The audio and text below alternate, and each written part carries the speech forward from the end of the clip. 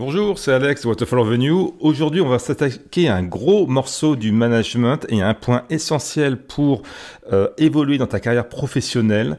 Un truc que tous les middle managers vivent, mais dont on ne parle pas assez franchement, ce sont les conflits qu'il y a entre la base, c'est-à-dire les salariés de base, et le top management. Donc si on se récapitule un petit peu comment fonctionne la plupart des organisations, on a le top management qui sont, en anglais on dit les C-level, les vice-présidentes, les VP, éventuellement les head-off, et puis ensuite il y a les salariés, les agents de maîtrise, et aussi les cadres de premier niveau. Et entre les deux, il y a ce qu'on appelle le middle management, ce sont des managers comme toi tu l'es peut-être, ou comme tu aspires à le devenir, qui se trouvent entre ce top management et la base.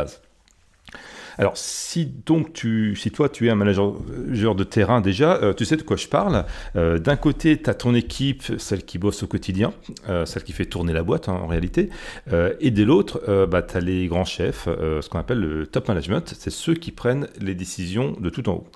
Et toi, en tant que middle manager, tu es coincé entre les deux, comme une espèce de tampon humain. Je ne sais pas si ça te parle, mais moi j'ai été dans cette position pendant très très longtemps. Alors la question se pose, c'est comment gérer tout ça sans exploser, puisque le middle manager il se trouve avec la pression de ses chefs parce qu'il doit faire tourner la boîte comme selon les directives, mais également il y a la pression de la base, des gens qui disent on veut pas faire comme ça, etc. Donc le poste de middle management est très très compliqué, et c'est celui dont il faut passer avant de rejoindre le top niveau. Et même quand on est au top niveau, pour avoir vu des expériences comme ça très récemment, on est toujours entre les deux, sauf à vraiment être directeur de sa propre boîte, de ne pas se retrouver dans cette situation d'être entre deux. Alors, donc comment gérer tout ça sans exploser, comment rester pro efficace et sans t'aliéner ni tes équipes ni tes boss, on va en parler aujourd'hui. Alors, tout d'abord, le premier point, et il faut que ça soit clair dans ta tête, en tant que manager, tu n'es pas un simple relais d'information entre la base et le sommet. Tu n'es pas un messager qui ne fait que retransmettre les ordres d'en haut. Si c'est comme ça que tu vois ton rôle, tu vas droit dans le mur parce que ni ton équipe ni le top management ne vont te respecter et ce n'est pas ce que le top management attend de toi. Ton job, c'est de filtrer, d'interpréter et de traduire les messages. Souvent, moi j'assiste à des réunions top managers, il y a le PDG ou le C-level ou des vice-présidents selon la taille de la société, qui vont te donner un certain nombre d'informations. Certaines ne sont pas destinées à être, certaines sont confidentielles ou certaines ne sont pas destinées à être dites de la même manière dont on te l'a dit à la base, et également en termes de manière attitude, des PDG ou des gens haut niveau qui parlent à leur middle management peuvent se permettre certaines libertés de langage qu'il n'est pas possible de répéter mot pour mot à la base. Il y a donc un travail d'interprétation et d'adaptation aux personnes et au contexte. Donc toi, ton job, c'est de filtrer, d'interpréter et donc de faire la traduction de ces messages. C'est là qu'entre en jeu ton intelligence stratégique. Le top management va parfois balancer des directives qui paraissent complètement déconnectées de la réalité du terrain. Ça arrive.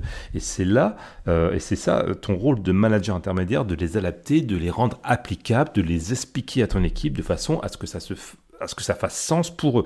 Il ne faut surtout pas retransmettre intégralement, sans nuance, sans ajustement, les directions les grandes directives de tes chefs, parce que sinon tu vas perdre tes équipes, mais également tu risques de faire des bêtises parce que il y a des choses qui doivent s'appliquer, des directives dans la nuance. Donc c'est ça, ton rôle de manager intermédiaire, c'est d'adapter les messages, de les rendre applicables, de les expliquer à ton équipe pour que ça fasse sens pour eux. Donc, si on prend un exemple théorique, imagine qu'on te balance un nouveau process ultra complexe à mettre en place dans ton service, alors que tes gars, ils sont déjà débordés. Là, c'est à toi de voir comment tu vas introduire ce changement sans que ça devienne une source de démotivation totale pour ton équipe. Tu vas peut-être devoir négocier avec le top management, demander un délai ou simplifier certains aspects pour que ça se passe mieux. Et deuxième point, il faut prendre parti dans un conflit parce que ça va arriver. Mais attention, ça ne veut pas dire te ranger forcément du côté de tes équipes ou du côté de la direction, même si j'ai déjà dit dans le précédent podcast qu'il vaut mieux quand même être du côté de la direction. Mais en tout cas, en tant que middle manager, tu dois être capable de comprendre les deux perspectives. Quand il y a un conflit, il faut d'abord que tu comprennes les causes réelles. Est-ce que ton équipe est en colère parce qu'elle n'est pas assez écoutée? Est-ce que la direction pousse des décisions sans vraiment se soucier des répercussions sur le terrain? C'est souvent un mélange des deux, mais c'est aussi parfois que tu peux avoir tes équipes qui ont un poil dans la main ou qui sont réfractaires au changement. Donc il ne faut pas non plus toujours écouter tout ce que disent les équipes, il faut les comprendre. Mais il faut quand même garder la vision stratégique de tes chefs. Bon. Maintenant, soyons honnêtes, si tu te contentes de toujours défendre la direction auprès de ton équipe, ça va très vite te retomber dessus. Tes équipes vont te voir comme un pion du système, quelqu'un qui ne prend pas leur parti, et là, tu vas perdre en crédibilité. À l'inverse, si tu passes ton temps à critiquer le top management, à dire à tes gars que les décisions sont pourries, tu perds la confiance de tes boss parce qu'à un moment donné ou un autre, ils vont s'en rendre compte.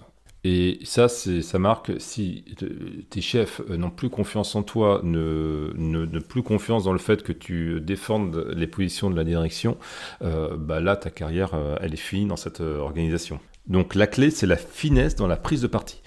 Parfois, il va falloir expliquer à ton équipe pourquoi certaines décisions, aussi impopulaires soient-elles, sont nécessaires, et inversement.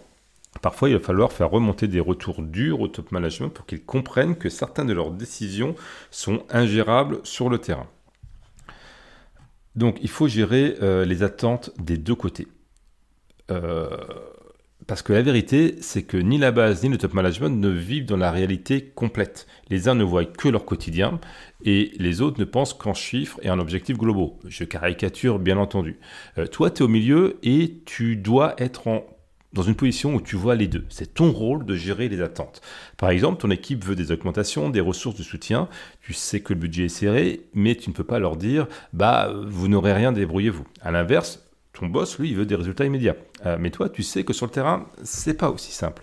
Là encore, c'est à toi de négocier des délais, des priorités et d'ajuster les décisions aux environnements que tu connais bien. Un bon middle manager, c'est quelqu'un qui sait faire le pont entre les attentes irréalistes des uns et des autres, que ce soit de la base ou du top management, et d'arriver à calmer les tensions en montrant qu'il y a une voie possible, mais même si elle n'est pas parfaite. Alors, le risque de l'équilibriste, c'est de se trouver dans cette position de médiateur. Ça peut aussi vite devenir un cauchemar. Le risque, c'est que tu finisses par être perçu comme quelqu'un qui est entre deux chaises, quelqu'un qui n'a pas de position claire et qui, au final, n'est respecté ni par ton équipe, ni par tes boss. C'est pour ça que tu dois prendre des positions fortes, même si c'est inconfortable. Si la direction demande l'impossible, tu dois oser dire non, ou au moins pas maintenant. Les manières de dire, ça ce langage qu'on doit avoir avec la direction pour être bien vu, pour avoir des promotions. J'en parle beaucoup dans la formation Carrière Booster. Donc c'est dans le pack de formation Water for Revenue, pour ceux qui sont intéressés d'aller plus loin dans leur carrière et d'avoir accès à ce type de formation en ligne. Donc je vous invite à aller voir sur le site waterfallrevenu.com si vous voulez des informations. Mais voilà, donc ce que je voulais dire, c'est que tu dois parfois oser dire non à la direction, mais également, si ton équipe fait de la résistance, juste par principe, tu dois aussi savoir les recadrer. Le pire truc que tu puisses faire, c'est d'essayer de plaire à tout le monde, parce que dans ce cas-là, tout le monde finit par te mépriser. Le rôle de middle management, c'est pas un médiateur, c'est pas un délégué syndical ou quoi que ce soit, et également, c'est un poste de management, donc au final, tu dois quand même aller dans le sens de ce que te demandent tes chefs.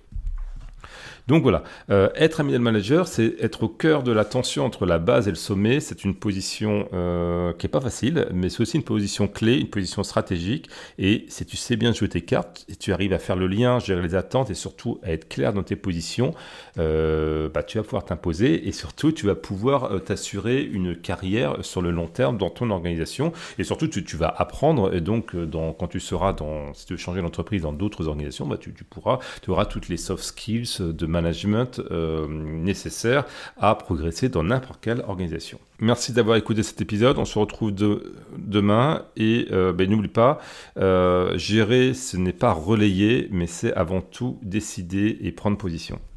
C'était Alex de Waterfall Revenue. À très vite. Ciao.